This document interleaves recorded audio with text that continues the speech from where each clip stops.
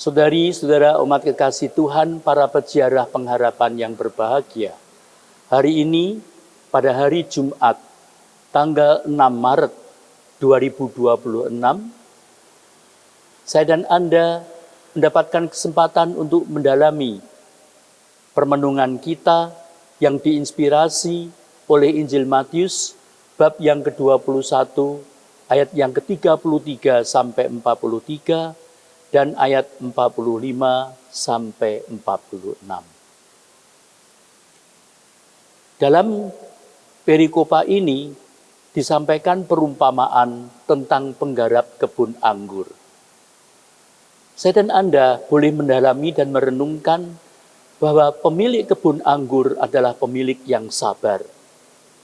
Yesus Kristus menceritakan tentang seorang tuan tanah yang menanam kebun anggur, yang menanami kebun anggur, melengkapinya, lalu menyewakannya kepada penggarap. Ketika tiba musim panen, ia mengutus hamba-hambanya untuk menerima hasilnya.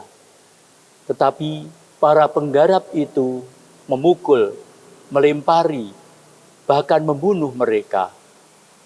Ini menggambarkan kesabaran Allah yang terus mengutus para nabi kepada umatnya, namun seringkali ditolak. Dan inilah saya dan Anda boleh menyimpulkan kesabaran Tuhan tanpa batas. Penolakan terhadap sang anak, akhirnya pemilik itu mengutus anaknya dengan harapan mereka akan menghormatinya.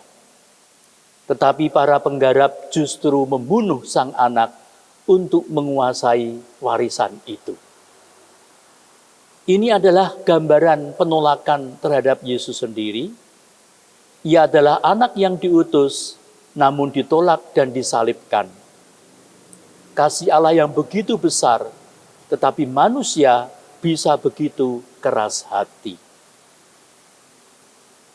Saya dan Anda pasti sering mendengar batu yang dibuang oleh tukang bangunan menjadi batu penjuru.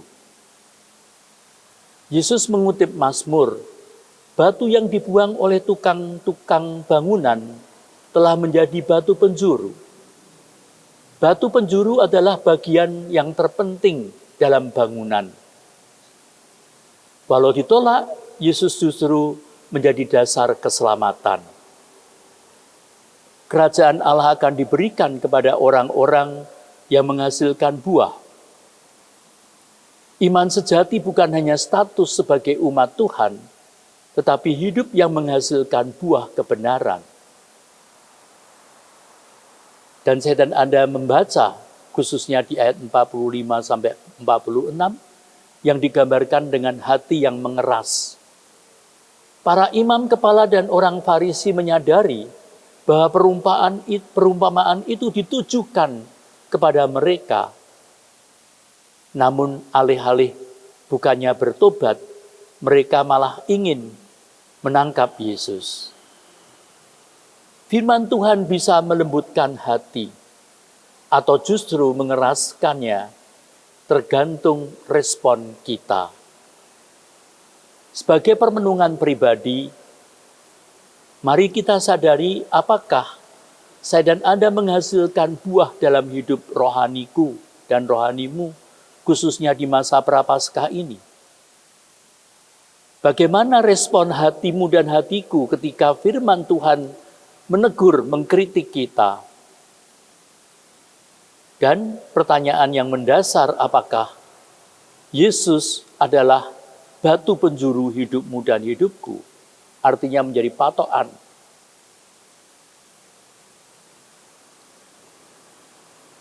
Itulah poin-poin yang dapat kita kembangkan.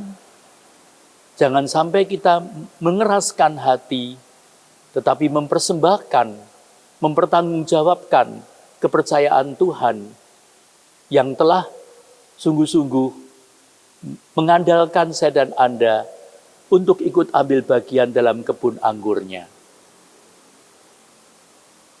Dan inilah saatnya ketika Tuhan menagih saya dan Anda mempersembahkan hasil buahnya. Dan biarlah saya dan Anda ikut ambil bagian dalam kebun anggur Tuhan.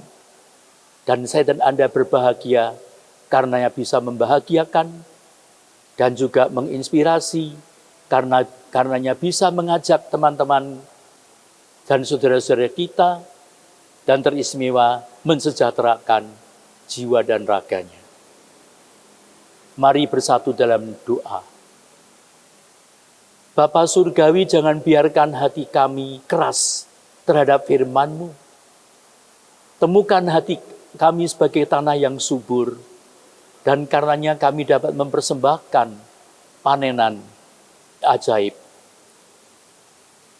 Ajar kami untuk setia, menghasilkan buah, dan menjadikan Engkau kiblat dasar hidup kami.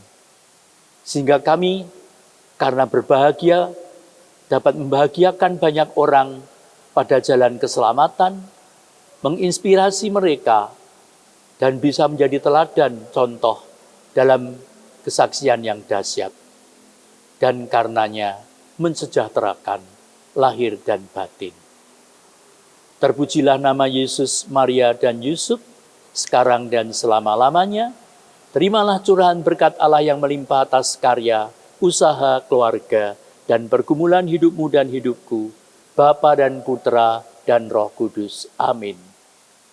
Salam STMJ, Sabda Tuhan menyegarkan jiwa. Amin.